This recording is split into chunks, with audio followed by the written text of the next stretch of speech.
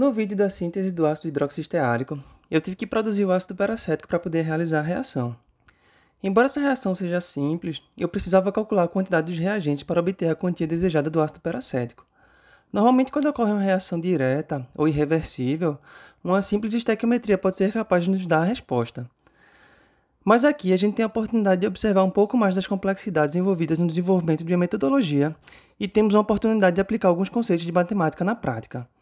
Eu sei que esse vídeo pode ser um pouco mais denso, mas a intenção do canal, além de divulgar a ciência, é tentar mostrar um pouco de como ela é realizada na prática, muito embora o que veremos aqui seja algo introdutório. Por exemplo, se a gente considera que a reação para a formação do ácido peracético como um processo irreversível, a gente vê que 1 mol de ácido acético reage com 1 mol de peróxido de hidrogênio para formar 1 mol de ácido peracético e água. Sabendo a massa molar de cada substância, nós temos as quantidades estequiométricas necessárias para que a reação ocorra, que nesse caso são 60,05 gramas de ácido acético puro, 34,1 gramas de peróxido de hidrogênio também puro, que reagem entre si para formar 76,05 gramas de ácido peracético e 18,01 gramas de água como subproduto, considerando uma eficiência de 100% na reação. Obviamente que esses valores podem ser escalonados proporcionalmente para se obter as quantidades desejadas. Note que para essa reação, obteríamos uma solução final de ácido peracético com uma concentração máxima de 80,8%, isso considerando reagentes puros, o que obviamente não é o caso, ainda mais em relação ao peróxido de hidrogênio que normalmente é encontrado em soluções diluídas. Porém, não é assim que essa reação ocorre, pois ela é um equilíbrio químico e isso muda completamente a forma de calcular as proporções entre os reagentes. A equação que normalmente descreve o equilíbrio químico diz que K, que é a constante de equilíbrio, é igual à multiplicação das concentrações molares dos produtos dividido pelas concentrações molares dos reagentes, cada termo elevado ao seu coeficiente estequiométrico, que nesse caso em particular é 1 e por isso eu vou omitir da equação. Nós temos que a concentração molar do ácido peracético, multiplicado pela concentração molar da água, dividido pela concentração de peróxido de hidrogênio, vezes a concentração do ácido acético, é igual a uma constante. Para calcular a quantidade de reagentes que vou precisar na reação, é preciso que eu encontre o valor dessa constante. Procurando em alguns artigos, achei um bem interessante, que mostrou que em diferentes proporções molares a constante tende a ser aproximadamente igual a 2. Por isso, vou usar esse valor como referência. Antes de prosseguir, eu quero chamar a atenção para um fato interessante. O peróxido de hidrogênio que eu tenho à disposição é uma solução a 35%. Para eu separar 1 mol de peróxido de hidrogênio, que corresponde a 34,01 gramas, a partir dessa solução, é necessário que eu utilize 97,17 gramas dessa mistura, ou 86 ml, levando em consideração que a densidade do peróxido de hidrogênio é 35%, é aproximadamente 1,13 gramas por mililitro.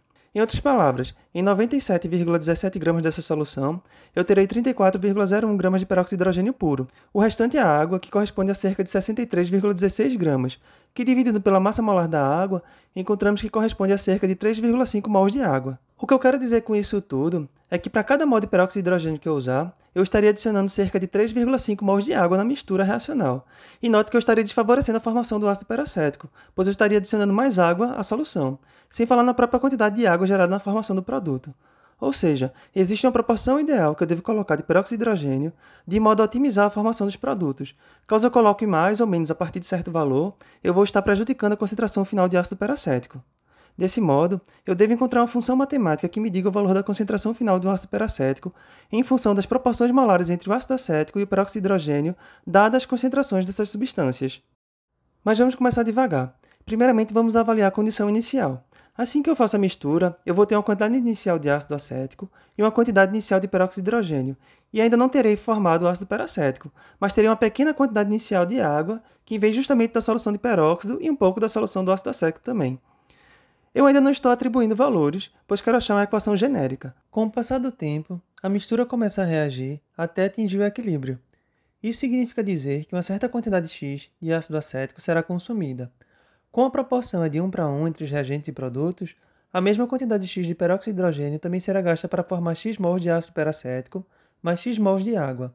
Se os coeficientes estequiométricos fossem outros, bastaria apenas multiplicar pelo respectivo valor. Com essas informações, basta substituir na equação do equilíbrio químico, onde K vai ser igual a X, que corresponde à quantidade de ácido peracético formada, que multiplica a concentração molar de água presente inicialmente, em grande parte advinda da solução de peróxido nessas condições, mais a quantidade X de água formada pela reação. Tudo isso dividido pela concentração molar do peróxido de hidrogênio, menos a quantidade X que foi consumida, multiplicada pela concentração de ácido acético menos X. E essa é a nossa primeira expressão matemática. Vamos fazer uma pausa aqui e voltar para aquele artigo que eu havia mostrado anteriormente. Observe que a fórmula que os autores usaram para calcular a constante de equilíbrio é a mesma que a gente obteve para determinar a proporção dos reagentes, mudando apenas a notação, onde x1 multiplica C0, que é a concentração inicial da água, mais x1, que seria a quantidade de água formada pela própria reação, dividido pelas concentrações iniciais do peróxido de hidrogênio e do ácido acético subtraídos de x1, que foi a quantidade consumida dos reagentes. Note que houve um pequeno erro no artigo, em que o autor esqueceu-se de acrescentar outra molécula de oxigênio no peróxido, devendo haver um 2 aqui. Mas isso não é nada que atrapalhe a compreensão do trabalho. Se a gente for mais abaixo e pegarmos essa tabela e olharmos para o primeiro exemplo, apenas para contextualizar o que estamos falando, encontramos que a concentração inicial de peróxido de hidrogênio usada nesse ensaio foi de 2,42 mols por unidade de volume, seguido da concentração de ácido acético, que foi 14,5, e de água, que foi 8,57. Já na parte da tabela que mostra a concentração no equilíbrio, vemos que foram formados 1,75 mols de ácido peracético. Consequentemente, o valor de peróxido de hidrogênio no equilíbrio deve ser o resultado da subtração de mols formados de ácido peracético. Ou seja, se a gente pegar 2,42 e subtrairmos 1,75, encontramos o valor de 0,67, conforme descrito pelo artigo. O mesmo se aplica para o ácido acético, onde 14,5 menos 1,75, a gente encontra o valor de 12,75, que o autor arredondou para 12,8. E por fim, com relação à água, somamos a quantidade inicial presente, que era de 8,57 aos 1,75 formados após a reação, o que dá 10,32, que o autor arredondou para 10,3. E agora, se a gente pegar as concentrações no equilíbrio e substituirmos na fórmula, encontramos o valor de 2,09, que o autor arredondou para 2,1. Perceba que a gente tem a total capacidade de compreender o que o artigo está mostrando com esses dados. O mesmo pode ser repetido para as demais linhas dessa tabela, se vocês quiserem conferir. Mas deixando esse enorme parênteses de lado, vamos voltar para a nossa equação. A gente pode reorganizar ela, realizando a multiplicação dos termos e isolando alguns fatores em comum, e iremos obter a seguinte expressão. Note que ela é uma equação do segundo grau, onde o termo do x ao quadrado é o k-1, o termo do x é a concentração molar de peróxido de hidrogênio mais a concentração do ácido acético, multiplicado pela constante de equilíbrio mais a concentração molar de água. E, por fim, temos o termo independente, que é a multiplicação da concentração molar de peróxido vezes do ácido acético vezes a constante K. O x dessa equação é justamente o valor da concentração molar do ácido peracético. Sabendo os respectivos termos da equação do segundo grau, basta aplicar na fórmula de Bhaskara para encontrar o valor da concentração. Esse valor será obtido quando ocorrer a subtração dos termos, uma vez que para todos os casos da soma, o valor se torna não factível. Desse modo, substituindo os termos na fórmula de Bhaskara, finalizamos com a seguinte expressão. Porém, eu quero achar uma expressão matemática que me diga o percentual final do ácido peracético na mistura que eu fizer. Mas não só isso. Como eu quero encontrar a melhor proporção molar teórica, dada certa concentração dos reagentes, eu preciso de uma função que relacione os mols de ácido acético e de peróxido de hidrogênio a depender da concentração dos mesmos. Desse modo, eu teria uma expressão universal onde bastaria apenas eu substituir as respectivas quantidades molares que eu estou utilizando e a concentração de cada um dos reagentes, e ela poderá me dizer o percentual de ácido peracético, bem como me informar qual seria a proporção molar ótima de modo a obter a solução mais concentrada possível. Por isso, eu preciso ajustar os termos dessa equação com a intenção de se adequar ao que eu quero descobrir. Assim sendo, vamos encontrar tais termos. Como eu quero uma expressão que me diga o percentual em massa de ácido peracético, eu preciso descobrir a massa total do sistema, que basicamente é a massa de solução de peróxido de hidrogênio somada com a massa de ácido acético que utilizarei. Vamos supor que eu queira 34 gramas de peróxido de hidrogênio, que a propósito equivale a 1 mol, a partir de uma solução a 35%. Então eu faço uma simples regra de 3, onde 34 gramas vai corresponder a 35%, logo 100% será quanto? Realizando a conta, encontramos que são necessários que eu separe 97,1 gramas dessa solução. Tudo que a gente fez até aqui é conhecimento básico da química do ensino médio, mas vamos adiante. Agora eu farei a mesma coisa, só que sem atribuir os valores, porque eu quero uma equação genérica. Eu poderia escrever que determinada quantidade molar de peróxido de hidrogênio, que chamarei de NH2O2, multiplicada pela sua massa molar, que chamarei de MMH2O2, corresponde a determinado valor de concentração, x percentual H2O2. Logo, 100% deverá me dizer a massa total da solução de peróxido a ser utilizada, que chamarei de MTH2O2. Resolvendo a conta, encontramos que a massa total de peróxido de hidrogênio, MtH2O2, é igual a 100, multiplicado pelo número de mols, vezes a massa molar, dividido pelo percentual da concentração do meu reagente. Para fixar bem essa parte, vamos substituir os valores usados anteriormente, onde utilizei 1 mol, a massa molar é aproximadamente 34 e a concentração é de 35%. Resolvendo, encontramos o valor de 97,1 gramas que a gente já tinha encontrado anteriormente. Agora nós temos uma equação em que já surgiram nossas variáveis de interesse, que é o número de mol e a concentração dos meus reagentes. O mesmo princípio se aplica para o ácido acético. Desse modo, eu terei que a massa total de ácido acético, que chamarei de MtAc, é igual a 100, que multiplica o número de mols de ácido acético, NaC, vezes a massa molar do ácido acético, MMAc, dividido pela concentração do reagente, que é X%AC. É importante a gente descobrir também a fração de água presente nos reagentes, pois é necessário saber a quantidade de água inicial para substituir na equação do equilíbrio químico que encontramos. Vamos primeiro descobrir a quantidade de água na solução de peróxido de hidrogênio. A equação é bastante simples. Eu posso dizer que a quantidade de água no peróxido de hidrogênio, que chamarei de M1H2O, é igual à massa total da solução de peróxido, MtH2O2, que a gente já determinou, menos o número de mols NH2O2, multiplicado pela massa molar do peróxido de hidrogênio, MmH2O2. Só para a gente exemplificar, usando os mesmos valores anteriores, de uma solução a 35% e 1 mol, vemos que a massa é 97,1 gramas, menos 34, o que dá 63,1 gramas de água, como havíamos determinado em outro momento desse vídeo.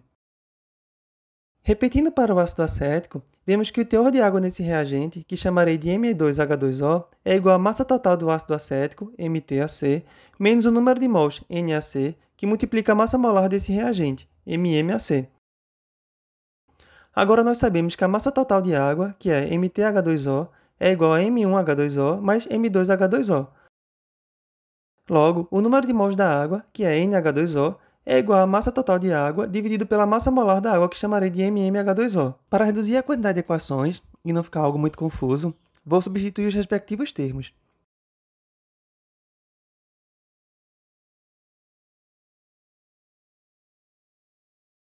E por fim, vou obter uma equação que nos diz a massa total do sistema e uma outra que nos informa o número de mols de água em função das concentrações dos respectivos reagentes que estou usando. E para ter uma visão geral, aqui estão as 3 equações que a gente obteve até agora. É comum na equação de equilíbrio químico que a unidade dos valores seja expressa em mols por litro, mas note que a constante é adimensional, ou seja, essa unidade acaba se cancelando. Dessa forma, eu sei que a concentração molar de ácido acético, bem como a do peróxido, será o próprio número de mols por unidade de volume final da minha solução. Eu poderia converter para mols por litros, mas não vai modificar o resultado. No caso da concentração molar da água, a gente já achou que esse número de mols vai depender da concentração inicial dos reagentes, bem como da quantidade formada pela reação. E, finalmente, nós temos todas as equações necessárias para aplicar na equação do equilíbrio químico. Essa função, da forma como ela está, vai me dizer o número de mols de ácido peracético pelo valor do volume final da minha mistura. Para converter essa unidade para percentual de ácido peracético, basta apenas multiplicar ela pela massa molar do ácido peracético. Desse modo, eu terei o valor da massa desse produto na mistura, dividido pela massa total do sistema, multiplicado por 100. Se a gente substituir as equações da massa total e o número de mols de água na equação do equilíbrio químico, teremos nossa equação totalmente finalizada. Para mostrar essa versão, eu vou utilizar o MathCAD para facilitar a visualização e o trabalho de ter que escrever ela. E aqui está ela totalmente concluída. Estou omitindo a parte algébrica para tentar deixar o vídeo um pouco mais dinâmico, mas encorajo o treino para quem quiser conferir. De toda forma, aqui temos a equação necessária para me dizer a melhor proporção molar dos reagentes, dada a concentração dos mesmos, para que eu obtenha uma mistura com o maior percentual teórico possível de ácido peracético. Para ter uma melhor apreciação dos resultados dessa fórmula, resolvi escrever um script no Scilab e coloquei como parâmetro um ácido acético com 99% de pureza e um peróxido de hidrogênio com 35%, que são as concentrações que eu disponho, e plotei um gráfico de superfície, onde os valores de X são os mols de peróxido, os valores de Y são os mols de ácido acético e o eixo Z é o percentual de ácido peracético produzido na reação. Vemos que nessas condições, o melhor percentual teórico que eu poderia obter de ácido peracético fica próximo aos 16%, que se encontra nessa região amarelada do gráfico. Se a gente rotacionar o gráfico para ter uma visão por cima, tendo uma perspectiva como se fosse uma curva de nível, vemos que para um mol de ácido acético, a melhor proporção seria algo em torno de 0,5 mols. Mantendo aproximadamente essa relação molar, teremos os melhores valores de percentual de ácido peracético nessas condições. Vamos ver o que aconteceria se eu utilizasse um ácido acético na concentração menor, algo como 10%. Vemos de imediato que a concentração teórica máxima ficaria abaixo dos 2%. e que com o aumento da proporção de ácido acético nessa concentração, acarretaria uma queda significativa no teor de ácido peracético, algo que já é bem esperado, uma vez que a gente estaria adicionando muito mais água e, por sua vez, iria desfavorecer a formação dos produtos. Note também que agora a região amarelada, que representa os valores com os teores mais altos de ácido peracético, mudou de direção e ficou mais próxima no sentido do eixo dos mols de peróxido de hidrogênio. Por curiosidade, vamos ver qual seria o comportamento se os dois reagentes tivessem uma concentração de 99%. Perceba que o gráfico agora adquiriu um caráter mais simétrico, a região amarelada ficou um pouco mais centralizada, e o teor máximo nessas condições seria uma solução com um pouco menos de 50% de ácido peracético. Mas vamos agora voltar para a concentração dos reagentes que eu tenho. É interessante como a região amarelada agora se volta para o eixo dos mols do ácido acético. A gente sabe que deveria ser assim, mas visualizar é bem mais interessante. Ao invés de ter uma noção visual ou gráfica, agora eu quero calcular precisamente qual seria a melhor proporção, ou seja, eu quero uma equação que me informe os valores mais altos dessa região amarela. Qual seria a função que representaria essa curva? Note que ela tem uma aparência de ser uma equação linear, e teoricamente deveria ser assim mesmo se pensarmos na proporcionalidade dos reagentes. Se a gente escolher um valor arbitrário, digamos 2 mols de ácido acético, e fizermos um traçado até o outro lado do gráfico, teremos uma curva cuja função matemática é aquela mesma da equação do equilíbrio químico, onde eu apenas substituir a variável NaC por 2. Fazendo um corte transversal, é possível notar o comportamento bidimensional dessa curva. E nós temos um valor máximo, que representa justamente a maior concentração possível de ácido peracético nessas condições. Quando a gente estipulou 2 mols de ácido acético, vai haver um valor ideal de mols de peróxido de hidrogênio que vai dar a essa função o seu valor máximo.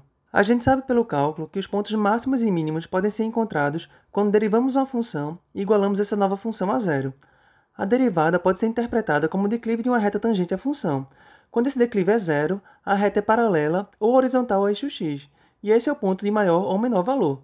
Para que eu encontre esse valor para esse caso em particular, basta apenas eu substituir NaC por 2, derivar a função e igualar essa nova função a zero.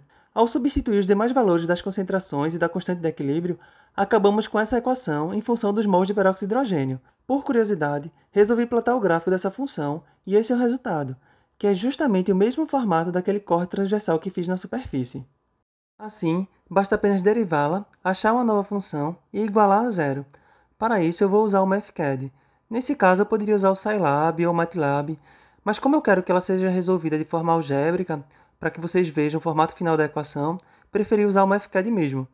Ao derivar a função, encontramos essa outra, ou seja, é algo bem inviável de você realizar tais contas na mão.